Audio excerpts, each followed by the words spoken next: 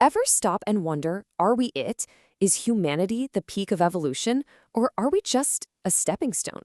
Well, today we're diving into a pretty radical idea from the philosopher Sri Aurobindo. He suggests our whole purpose isn't to perfect what we are now, but to consciously build whatever comes next. I mean, you look at everything we've done, it's easy to think, yeah, we're the final chapter in the book of evolution. But this whole philosophy kicks off by asking a totally different question. What if we're not the end product at all? What if we're just the beginning of something else? So, according to this vision, the answer is a big no. We're not the destination, we're the bridge. You know that deep, restless feeling we all get? That itch to constantly improve, to push boundaries? Well, that's not just some weird quirk. It's our core function. We are supposedly the first species designed to consciously work toward our own replacement. Wild, right? Okay, so let's get into this first part, humanity's upward impulse. This idea, it completely reframes our entire place in the world. It means evolution is no longer just this slow, passive thing that happens to us over millions of years. And here's the real twist. Unlike every single species that came before us, all of them evolving passively, we are meant to be active, willing participants. And the tools to make this huge transition, they're not hidden somewhere out there. This philosophy says they're already embedded right inside us. All right, section 2. Reimagining Superman. So, if we're a bridge, what's on the other side? Look, when we hear words like Superman or next stage of evolution, our minds immediately jump to comic books, right? Sci-fi movies. But this vision is pointing to something way, way more profound than that. So you've got this tale of two Supermen. On one side, there's the old idea, which is basically just an exaggerated human. Take what we are now and just dial it up to 11. More strength, superintelligence, maybe some psychic powers. But the new vision, it's a total rewrite. It's not about being a better human. It's about becoming something fundamentally different. A being whose entire nature is completely recast by a higher spiritual consciousness. Okay, on to section 3, nature's great push. Now, this isn't just some personal journey for a few enlightened folks meditating on a mountaintop. No, the idea here is that this is a full-on planetary event. It's a huge push coming from nature itself, urging all of life toward whatever comes next. And we're not talking about a gentle nudge here. This is a powerful, undeniable impulse. The idea is that during these super rare evolutionary leaps, the push for change is felt in the very substance of a species. It's a force that isn't just happening in our minds, but in our biology and in the entire world around us. And proponents of this view, they say they see signs of this great push happening right now. They point to things like how kids seem to be developing faster, shifting global weather patterns, even subtle physical changes in our species, and they see it all as tangible proof that this evolutionary acceleration is already underway. All right, section 4. How does this whole thing actually unfold?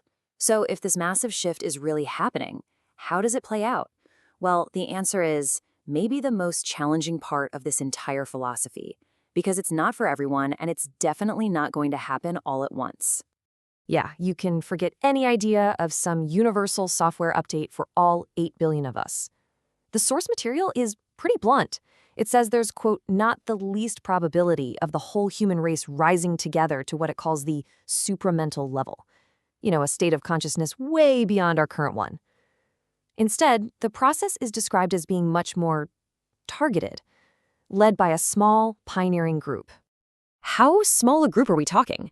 Well, the speculation is that only a tiny, tiny fraction of humanity will actually form this new type. The number that gets floated around is as low as 1%, and maybe even less than that. Which, of course, leads to a pretty stark and unavoidable question. If a whole new species emerges from just 1% of us, what happens to the other 99%? Well, think about it like this. When the first humans emerged, the apes didn't just disappear, right? They remained. This philosophy suggests a pretty similar outcome for us. Once this new type is established, that great evolutionary push from nature will just stop. The intense spiritual pressure that it created will fade away, and the rest of humanity will, quote, sink back, its evolutionary purpose now fulfilled. And this is really crucial. The transformation has a specific order. It starts from the inside and works its way out. So step one, the most important part, is a fundamental change in consciousness. The physical stuff, actual changes to our biology, that comes later. That's step two. The body is just adapting to a new inner reality that's already taken hold.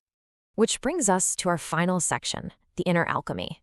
This is where we get to the ultimate potential of this whole process. And it's described using this really powerful, ancient metaphor, inner alchemy. We're talking about a total transmutation of our very being.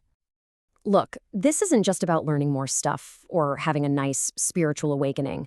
This is transmutation. It's this wild, radical idea that the very substance of our consciousness can be fundamentally changed, just like the old alchemists dreamed of turning lead into pure gold. So how does something like that even become possible? Well, it takes a perfect alignment of two forces. First, that inner drive, what the Source calls the flame of the soul. It has to become unbelievably potent. And second, our entire nature, our mind, our emotions, our body, it has to be refined and ready to actually receive and handle that new fire. And that leaves us with one heck of a final thought. If there's any truth to this vision, then evolution is no longer just some passive biological process that happens to us. It becomes an active, conscious choice. It puts all the responsibility and all the incredible potential squarely in our hands. So the question is, what are you choosing?